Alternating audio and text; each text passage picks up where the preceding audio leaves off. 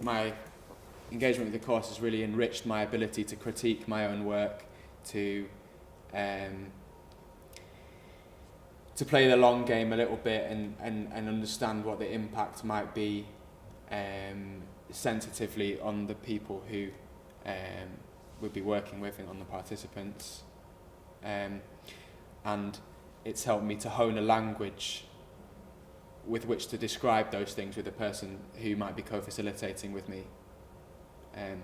So before we've even started a session, we've been able to reach an agreement on what the real aims of the session are and how we really feel about it, because we've been given I've been equipped with a better amount of language and ideas through which to express that and share that. I also read stuff that I didn't agree with as well. And I also I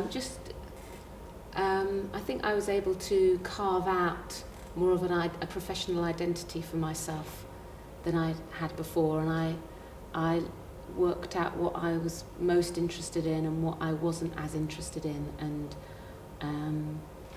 I think it also taught me to be more to understand what I was doing more, and to reflect on what I was doing in the room and why things worked sometimes and why they didn't work, and what was important and what wasn't. Just to reflect on my practice more, and to be more rigorous, but to sort of understand it more, understand it when it worked well and understand it when it didn't work so well, and to have a supportive environment to do that in, and which continues today actually.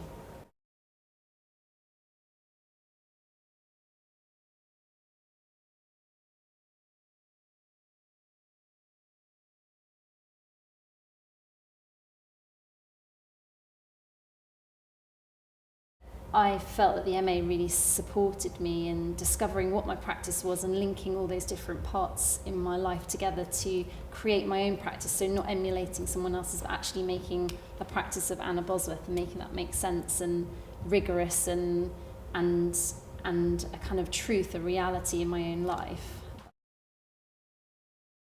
But I felt that although I'd picked up bits of training along the way, I hadn't had a rigorous training in being in applied drama, and that I didn't know the foundations of it, the theory behind it, and the MA really filled up that gap really in my professional life actually, and it also it gave me a network of people. Which I'd got in pockets because I worked for different organisations and with their own networks, but I don't know, I suppose it gave me a slightly different, an academic and a theoretical perspective rather than just a practical perspective, and it contextualised everything I was doing and gave me much more confidence, and also allowed me to reflect on my practice and hopefully make it better, and it continues to do that. I think it's given me a huge awareness of what organisations are out there and who I can work with in the future. It's given me a lot more confidence about applying my practice as an artist to, or applying it to the applied field. So using my practice in the community field, which I probably wouldn't have had the confidence to do otherwise. It's also given me a lot more theoretical grounding, which I can apply to my work as an artist and as a facilitator. And it's given me the sort of confidence to say, like, yes, I am a facilitator, yes, I am an artist, yes, I can do both of these things, and I'm also an academic. And I have also realised how I can combine what I thought were two separate things into one sort of artistic facilitator body.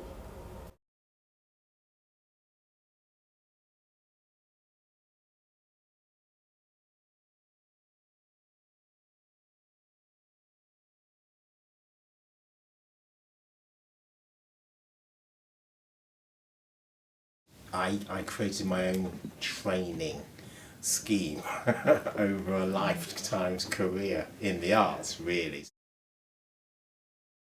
I think that I'm a learner. So if anybody says to me there's a course or there's something that you can learn, or you could come on a residential, or you could be part of this, I think I just took every opportunity that anyone gave me. So it could be anything from youth workers saying, oh, we're having a bit of a conference, would you like to come along to that? I'd go to that. I did a week's course with Boal at one point, anything that came up that I thought, oh, I might be able to get in on that, or I might be able to do that. I am just a magpie. So I was just really, really interested in anything that came up. Short courses, I worked with dance therapists at times. I worked with, all kinds of people where I was just a bit like yourself. I was just directed. If something sounded like it was interesting, I'd kind of have a go at it and learn that way. We're having this discussion about the BA course at the moment as to whether we describe it as training or not. That's in this institution, which the other courses, the other BA courses, are about training actors or training designers, technicians, other kinds of practitioners. And I think we do, but actually there's a really, really important element of our training that's an intellectual training. So they get the rigour of thinking that you'd get at another university down the road somewhere, but alongside a lot more time in practice than you would get at a more conventional BA degree. But it's still, it's a live issue for us about marketing, do we claim that, and also about how that adjusts the balance of what we do at that level. I think the issues are probably much the same at postgrad level as well, as to what you're able to claim about training. But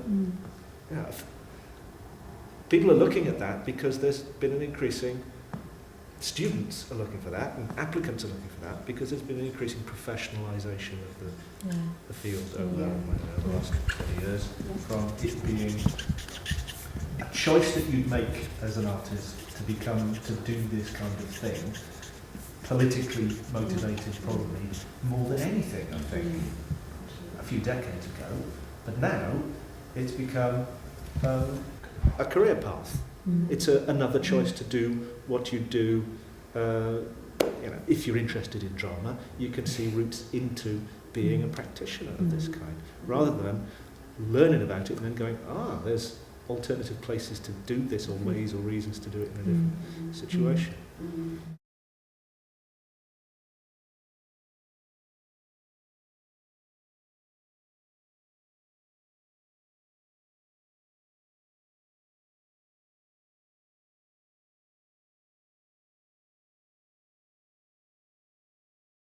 I think I'd like to see more credence taken of practitioner experience. There are a number of practitioners who've been out there in this sector doing the work for a number of years, so if the courses that they elect to subscribe to could somehow take an understanding of that experience and factor that into the learning process, both for them and for their colleagues in their cohort, I think that would be useful.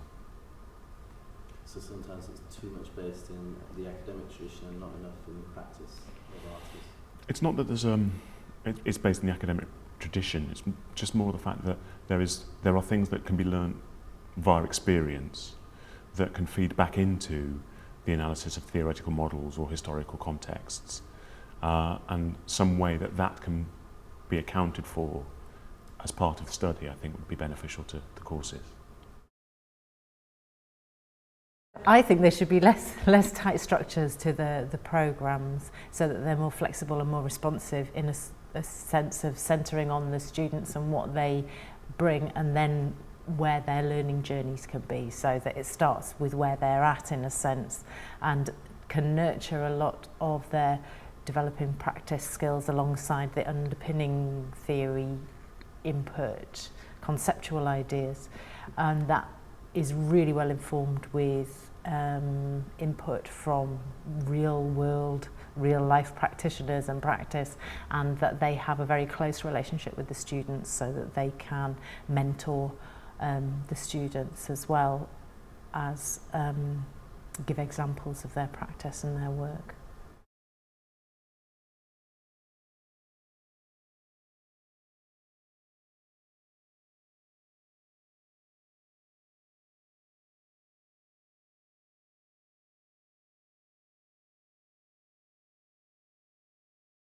And for me, I see a contrast between what happens for BA students, where they get to learn about the course and the progress and the career of a student, what it is to be a student from people a couple of years ahead of them, and they get anxious, but they also have seen it happen. Yes, and I think with MAs, which are the vast majority of one-year courses now, it's you and your cohort usually, an exception for some part-time students, but you don't get to learn what it's like to be at the crisis point. You don't get to learn what it looks like to be going into your final project or whatever. So, and I think that's what magnifies the anxiety, amongst a lot of other things. Amongst, you know, money, the fact that you've made sacrifices, the fact that this needs to be a decisive, life-changing period for you, for other people. But all of that adds up to a very anxious process for people. It's funny, isn't it? If you get somebody out of school system at 16, they go do a BTEC or not, you know, they go and like do bits of projects themselves, they've done it and they've you know been part of it, and then they want to do it, and they're better learners than the ones that here's your A levels, here's your BA, here's your MA, and you have to deconstruct all their learning models almost, so that you kind of enable them to enter a whole other world, which is the culture of participatory arts, which has a whole other set of criteria and standards that formal education doesn't have. I don't know if that's sort of the topic of this, and it seems a bit specific, but if you're talking about the MA student who is a recent graduate from a BA and they have a narrow global life experience, how much can you fast track them into being a good practitioner? Very similar to what other people have been saying, less weight on the end, and remembering that actually the point of being in an institution is to make mistakes and to learn. That's why we go there. We go there because we don't know. We don't go there to prove what we do already know. And reminding students that that's why they're there.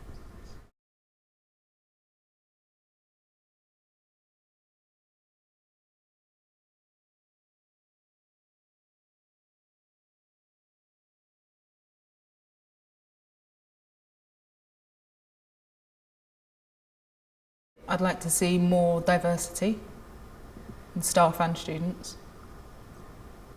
I'm talking about everything.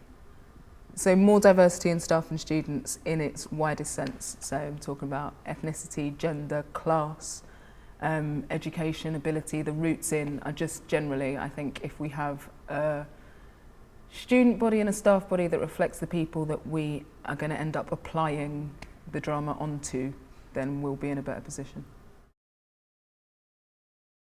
Perhaps more flexible routes through and in, which I think might open up some of the diversity issues that we have about MA cohorts, and perhaps allow some of the tensions between the need for more practice for some people and to learn a practice, to start from scratch with a practice even, and for other people to learn to reflect on a practice that's already established.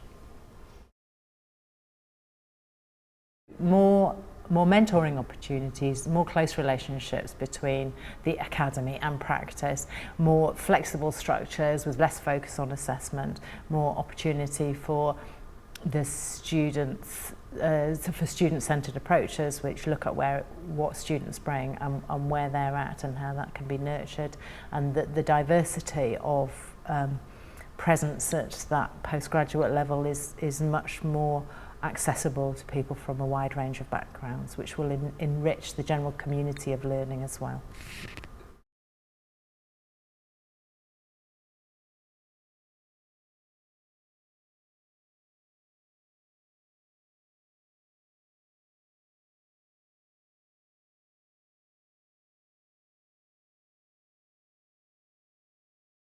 And they're also working alongside somebody who might have had 10 years of practice and are coming to do an MA because they want to make sense of what they're doing, which I wrote up on one of those little things that where I actually learned from, and one of the ways I've learned is because I've had to analyse my practice because of my job.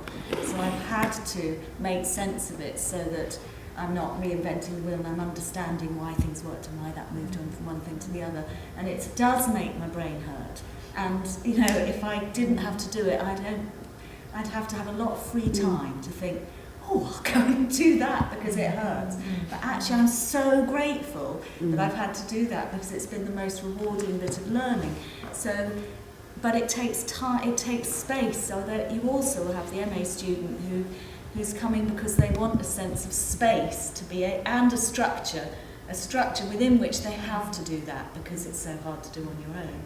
And yet the MA is so full and crammed with so many things that this space, so they're wanting actually what I think is space and don't get it, and so that's also part of the anxiety. I think that the field gets bigger and bigger and there's more and more to learn, but actually really they probably just need a week to sit quietly on their own without any kind of task other than think. I might like to do an MA, only because the invitation to reflect is a really valuable one, and the danger is that when you're in practice is that you don't reflect, and so you sort of tumble on.